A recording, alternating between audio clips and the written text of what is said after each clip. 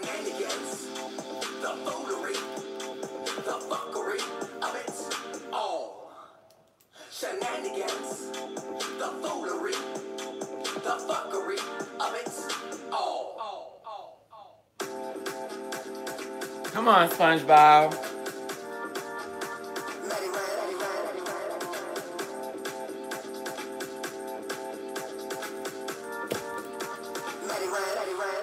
All right, let's get comfortable. Good morning, my fellow rantees. Jump into the room. We got a conversation just for you. And of course, I'm eating the breakfast of champions, the popsicle. We're gonna let the theme music play out, and then we'll go ahead and get into our wonderful morning discussion I have planned for y'all today. Just gonna bring us in a little closer. Shenanigans, the foolery, the fuckery of it all. Shenanigans, the foolery, the fuckery of it all. Oh, yes, God, indeed. Good morning, greetings and salutations. Hey, everybody, it's your boy Matty Rants here. My voice is gonna modulate from a low tone to a higher one as usual because it's early in the morning and that's always how I sound. It's a transitional period, literally. I want to know how my babies are doing today. How was everyone's week?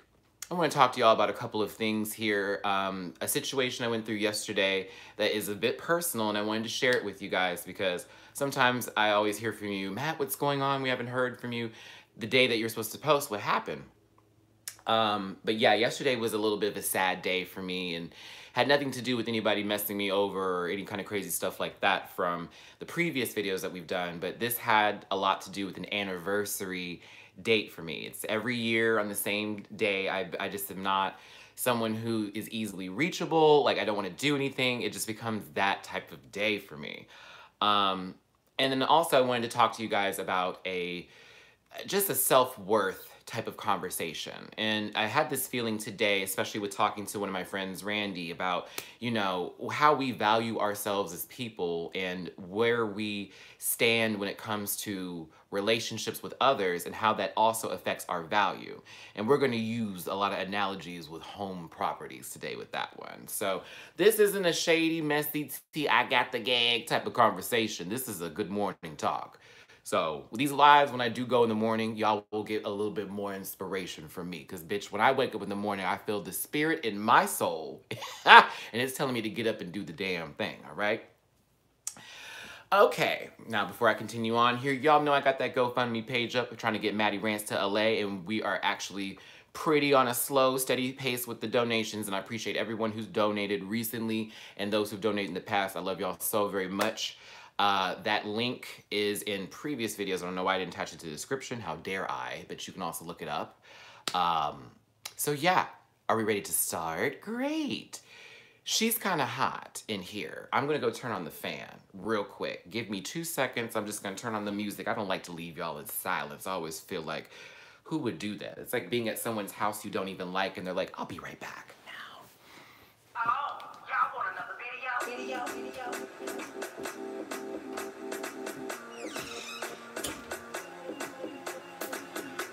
Okay, that was a little shorter than expected. I don't know why I needed to play the music, but yeah, it felt necessary. Okay, ladies, now let's get information. I slay. And now the fan's too damn high.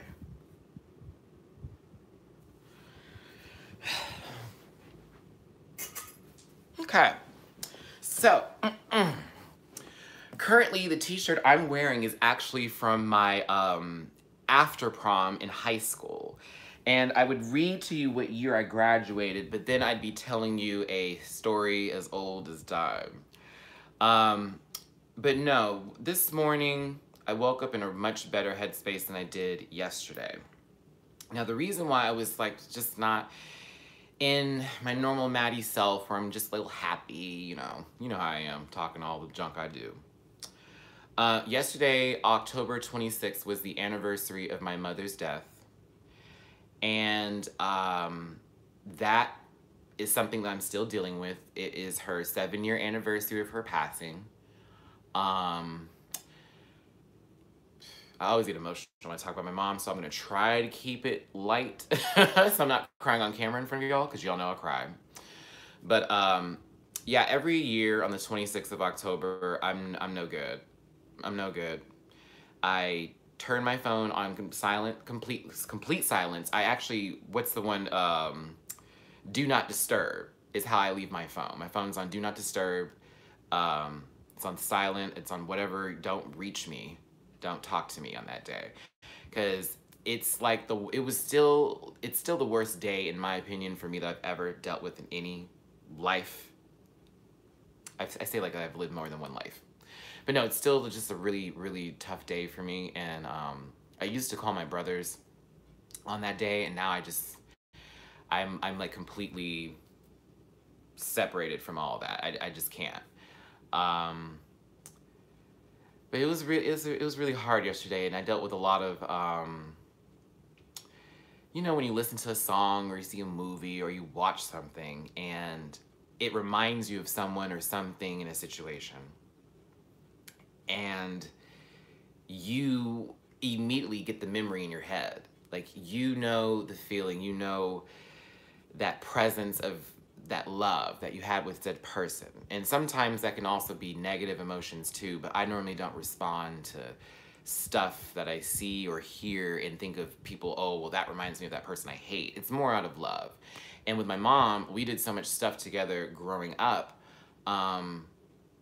that almost everything affects me. Like, music-wise, if I hear certain artists play on the radio, if a movie comes on that we used to watch all the time, it's always like, oh, that was Mom's movie, or that was our song, and it was this, that, and the other. But yeah, I was her last child, so I was her baby. And as the baby, I feel like it still just sucks. But I'm good. I don't want to go too much into it now, because I'll go into a whole spill and story with you, and I think that's better left for more viewers and you know, a good audience, because I got stories about my mama, and I'm actually writing a screenplay right now about my mom's life while, you know, I was her, so, like, you know, not before me, because, you know, she had a whole family before she started a new family up. I'm talking about the last years when I was with her and everything she did. She was just a really nice woman. She was so kind, and she just did everything for everybody, and it just really sucked. So that's why yesterday there was no live. That midnight, I was out and about with Randy. Randy was keeping me sane. So yeah, it just was a really tough day for me. And I normally don't post anything on any other social media page but Facebook, because Facebook, when the day my mom died, it was like everybody was posting on my page, so my memory wall pops up, and it's like, fuck, I gotta deal with this again. But okay, so there's that story.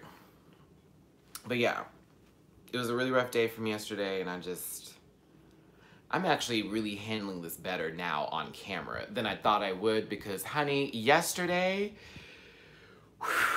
you had to come find me, because I was crying on the toilet seat.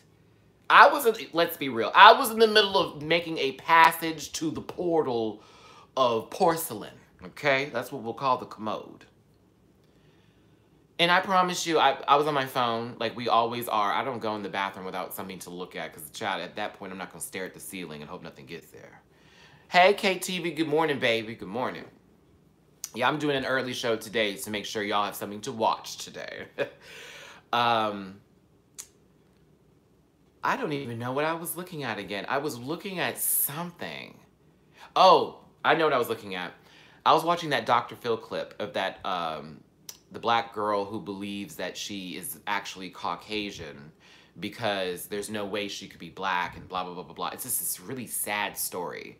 And I feel really bad for the mom. And I feel a lot worse for the daughter, because for me, I'm thinking that that little girl is really gonna live her life with this complex of thinking that she's one thing that she is not. You know, this isn't in a case of gender and all of that type of stuff. This is about your ethnicity and racial background in history, okay? They say people in the gay community choose to be gay. That's not true. I'm just going to tell you that right now. I didn't choose that. It is here.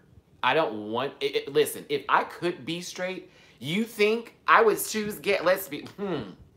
So I want to go through people bullying me. I want to go through all of that. That's fine with me. I'm sure there's a lot of gay men out there who say the same thing. We have pride in who we are, but if you're going to sit there and make up some little thing about, oh, we choose this. No. I've prayed on it. I've been prayed over. I've gone to conversion therapy. I've done the whole bit. I've done the whole bit. I feel like she was trolling for fame. I mean, I think she is low-key trolling for fame too, but that's an actual issue. It's an actual thing going on. For instance, explain that about a woman from, I believe she's either Germany, Switzerland, somewhere in Europe, who decided to change her complete skin color, skin tone, got herself a good set of breasts, pumped that booty all the way up to Nicki Minaj level, past the sun and beyond. Got hair implanted in her head to be more nappy, as she said, or wavy, curly, crinkly. You know what I mean? And she's like, I'm a full-on black woman. I don't know. I can't get behind that. I mean, look at me. I'm as light as they come, and I still have to defend myself on being black, and I haven't had any kind of bleach ingredients placed on my skin. This is natural. So when I see stuff like that, I do feel a little way. Because to me, I'm like, what's she talking about? Like, what do you mean? So you understand slavery and you understand all of the stuff that black people have been through with society and every oppression we have ever faced. You understand that. You've been through that, girl.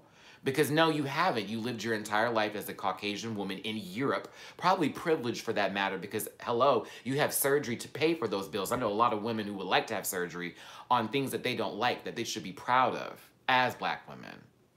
So I don't have sympathy for her. And for people who are like, I am not this color, I'm that color. No. Now, you want to get to the gender thing, and that's where we always get the two confused, and they always go, well, if the one person wants to change one thing, well, why can't they do that? If a man wants to be an animal, why can't he be an animal? No, because he's not an animal.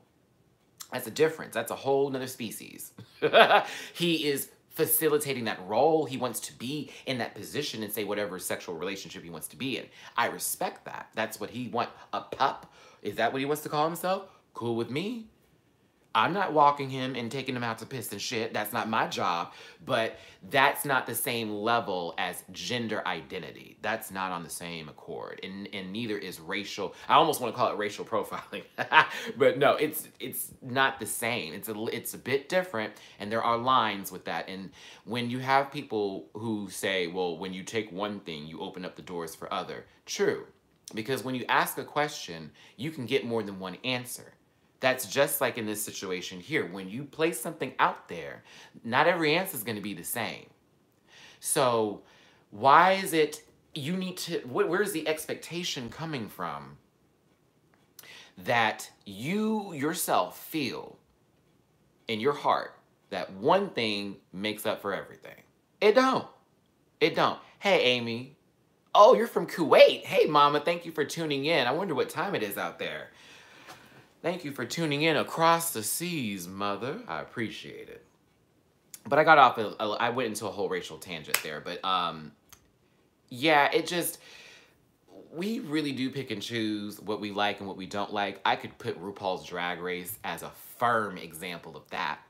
A lot of us have, and I've been guilty of it too. So let's not just act like I've been like a saint in this. I have been biased at times, but not for reasons that people wanted to assume.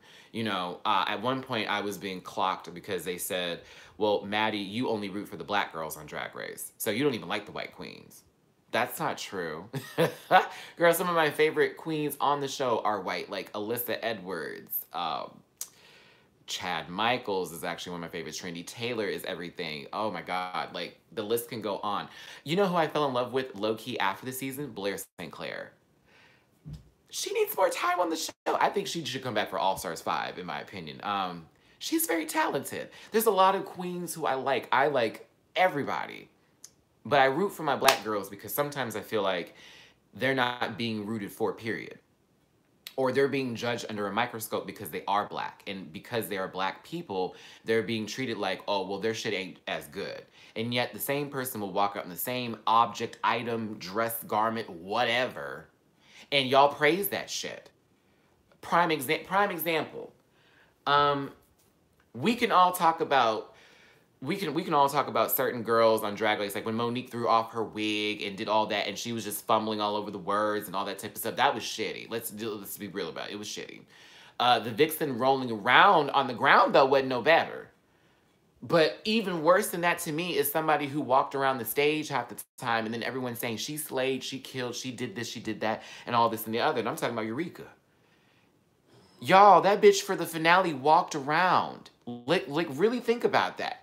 Walked around, did a split a couple times. Boom, cat. And that was a double save. That's a double save. I know people in bars that wouldn't tip that shit. And it blew my mind. She was out of breath. She was out of breath. But the problem with that is that, you know, I know a lot of big girl performers, Chevelle Brooks being a great example. If you don't know who Chevelle Brooks is, by God, look her up on the internet. You're welcome. You're welcome. You're welcome. Mother can move. Mother moves. You would never know she'd be out of breath. You would never know. And she's a big girl. There's big people who are actually, what's the word I'm looking for? There's a high BMI intake, but they're actually physically able to, I hate how I'm sounding with this because I'm not trying to imply that. They're able to still, okay. I got it now. It's the stereotype that all people who are big are not mobile and have very low mobility. And they're not able to move around and dance and do all that stuff. And, you know, they can't walk and they're always out of breath. I know many that is not the case. They also need to look into, like, go to football, for example. There's a lot of linebackers and linemen who are big guys, but they work out and they train, but they still don't have a shape that you find to be the shape that's conforming. But they're physically fit still. They could run a mile and not die. They could do all that. So that's still possible. I just can't go, well, she's big, she's out of breath. Can't be that girl. I can't be that guy. Can't do that. However, I do know what it looks like when someone has smoked many packs of cigarettes and wants to call themselves a dancer. I do know what it looks like when somebody promotes an agenda that doesn't actually fulfill that agenda, only to use it for purposes of financial gain. I do know that. So, to no shade to all shade, to be the shade of it all, I'm tired of the whole picking and choosing thing. I'm tired of it. Marry you. Oh, I know. I want to get married.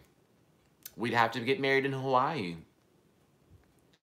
Oh, Jaden Dior was good. Jaden Dior was on the money. I was here for Jaden. Latrice is another example too. Darian Lake. We can go down the line. Darian Lake was moving. Let's keep it clear. Darian didn't do not one split, but Darian Lake was moving. I will give Darian Lake all the praise for that. Darian was moving, girl. But yeah, so off of Drag Race here, I wanted to get to a discussion about dating and just in terms of also your friendships and people that you keep around in your circle, okay?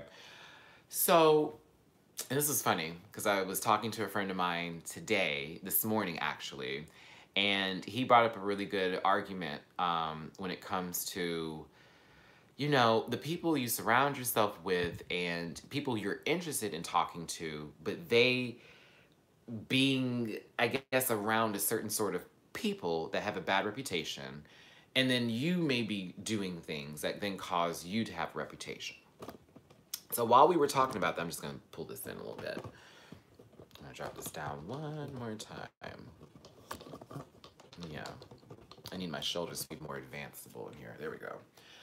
While we were talking about that, I was like, I told my friend this. I was actually talking to Randy about this. I said, Randy, this is like general real estate type of shit, okay? When you go and you want to buy a house, you need to look, the outside is what impresses you first. You look at the outside of the house. Ooh, the outside looks good. I love the grass, the yard, everything in the front. It looks great. Now you want to go inside the house because the outside could be beautiful, but what's inside is what matters, right? Okay. But the outside is what sold you. The inside keeps you, the outside sold you. Now, if you're a person to do things, hey Simon, if you're a person to do, and I'm sorry, if anybody has been in this chat and I haven't said hi to you, hello everyone. I apologize if I didn't say it directly, but I have some things going on with some people's comments not being seen. Back to the story. With your home being who you are and your own value. So you look at the outside first. The inside is what is going to keep you in the home because you have been sold by the exterior, and the interior is now where your mind has said, I could be here. You then get in your home, you decorate it the way that you want it to be. You have it to where you are now comfortable. You can walk in. This is your zone. This is your space. No one can touch you in here but you. Now here is where all the shit comes through. Because now that you got your house together, could be an apartment, furnished, whatever you want to have it, whatever analogy you want to use. You got your house together. Now you have decided to go out and do some things and have fun and whatever. Now let's say you have now developed a reputation by drinking a lot. Not one day, not Tuesday. Often, every other day. You're known to be a drinker. You're known to get sloppy. You've gotten a couple fights. You slurred your words a little bit. That brings down the real estate value. And while to you or others, you could say, I don't care. And I'm all for not caring. But then when you ask yourselves, when someone who you are interested in or like, or someone who you find to be interesting that you want to be a friend to, goes into a lineup of, well, I heard and I've seen and I've been and I've done and all that type of shit, that drives that real estate value down. We cannot care about it, but if that stuff comes up later, that story is told then again. Now, you can always go, what's the word I'm looking for? These things that happen are not going to be the determining factor on who you are as a person forever in your life. They're not, but they are going to be things that people see on the flyer when they're trying to figure out if they want to go to that open house to see if the home that looks so good on the outside actually has the good interior. Okay? Now, we have our home together. We're aware of how we need to keep the home clean and that we need to we need to like have this sort of, presence with ourselves, right? What about your neighbors though? Okay? Now, you don't always get to choose the people that you're surrounded by. Sometimes they choose you and you just don't even know it. But you just kept them around because they made you feel good about whatever they want to make you feel good to, okay? Well, inside can be all messed up because of how many people have lived in that house before you.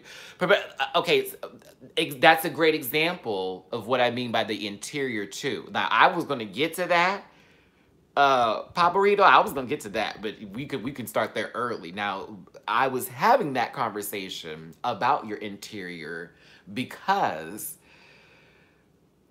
some people have a reputation for being hoes.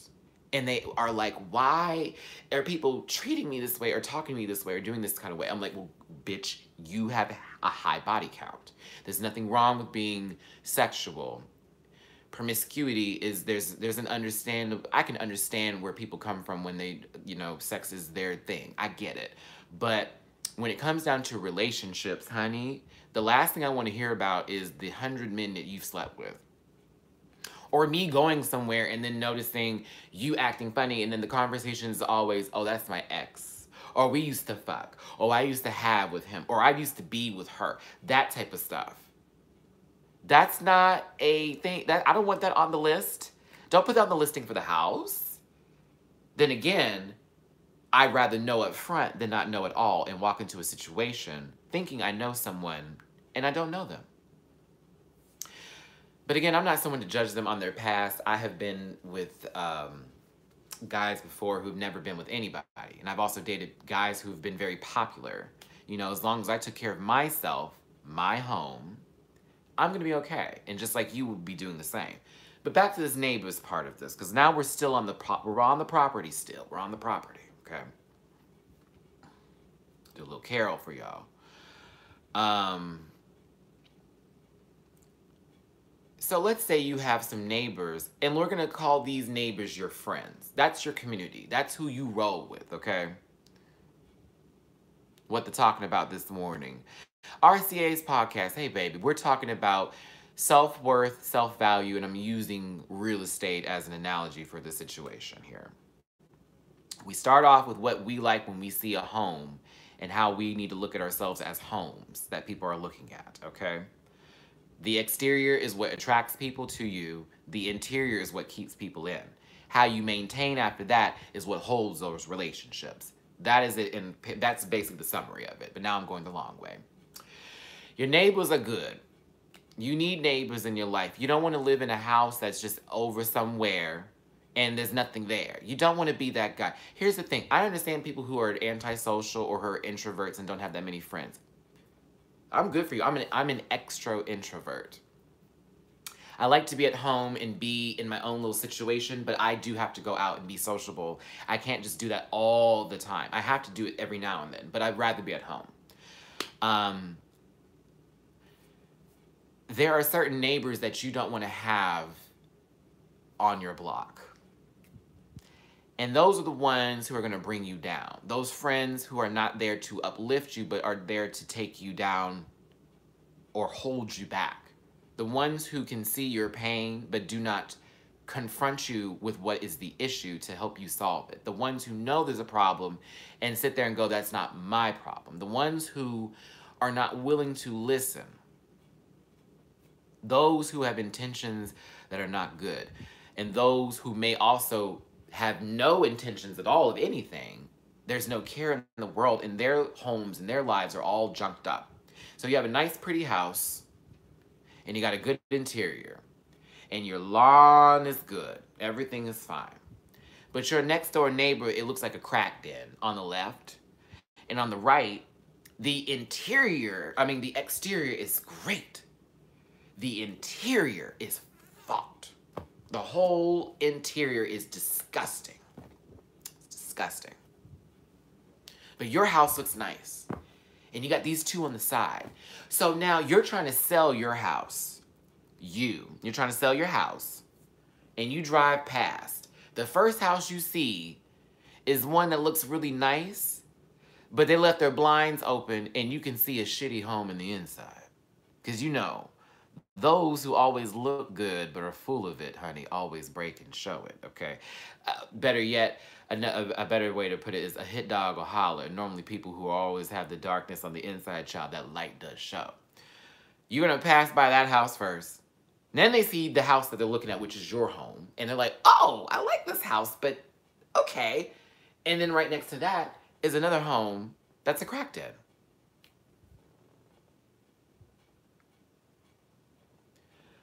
That's fine. My friend asked me if I want to make mac and cheese today. I just need the materials. Elbow macaroni, 4 cheeses, milk, done. So yeah, but okay. But you've walked past that house. You've walked past the first home. You've seen that it was just shitty. You saw the one that you wanted, then you saw the one on the left. That's the property value right there. Your home is no longer sellable. Or it is, but it's like, I don't know how long I want to be there because I don't know what it's going to look like with those things around it. It's truth. You go to a home, another example, great example, apartment complex. This is interesting because that's like a multi-living unit situation where there's a lot of different homes in one giant building. But what does the neighborhood look like around it? Like, what around that neighborhood? You could be the apartment complex, but bitch, what around you is enticing? Do you have things to do? Are there things that we can look forward to? Is there something on my face? You know, like, it's got to be that. I say all of this to say, and I know I went through the loops trying to get this out, so womp womp, what it do, what it do. You got to just be really aware of where you're trying to go, what you're trying to do, and where your intentions are in life, and how you want to maintain yourself as a person to be someone who is approachable in whatever regards in any part of your life, whether it be a job, family, relationship, whatever. Presentation's key. It's key. Presentation's key. And if you're not ready to open the door and show people what's on the inside, whether it's dirty or not, take time to get that together before you ask someone to be in your heart and in your life. There have been people who've been killed in relationships because they were not ready. Too emotional. The emotionalness was so raw that that person became violent and then took someone's life. And now is explaining themselves to be so sorry and so sympathetic to the plight of the family that now has to live with their son, who was the home that they raised to be the home that they could be on a foundation to then attract those good people in. Okay? You know, it's important. And it's something that needs to be really discussed often, because mental health is not on the front line, and it needs to be. There are too many examples of young black men and black women who are really going through serious mental health crisis right now, and no one's doing anything but just saying they're acting crazy or oh blah blah blah blah blah.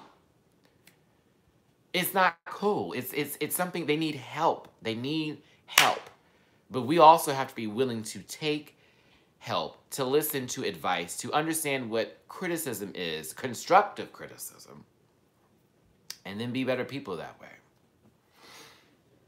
Okay. So, I'm done being all nice and Jeezy for the day. I hope everyone's Saturday is really great and awesome and cool and wow and all that good stuff. More than likely, I'll probably be back on live later on tonight.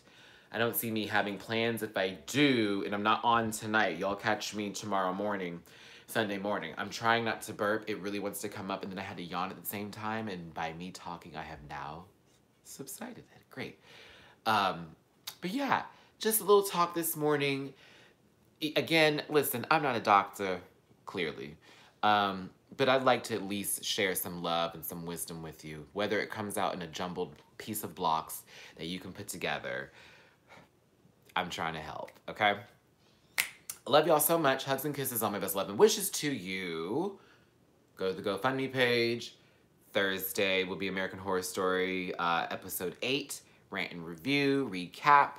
Sunday, we'll have another great discussion, everybody. You know, bring it on in, bring it on in. Try to catch me tonight. Set your notifications. Share and like, y'all. Send this out to all the rest of your friends, Kens, and all that. I'll have to borrow from my good friend, good Judy, love ya, Alexander Diane Rogers. Tell a friend, tell a Ken, tell a heifer you hate. I'll see you later. Bye, y'all.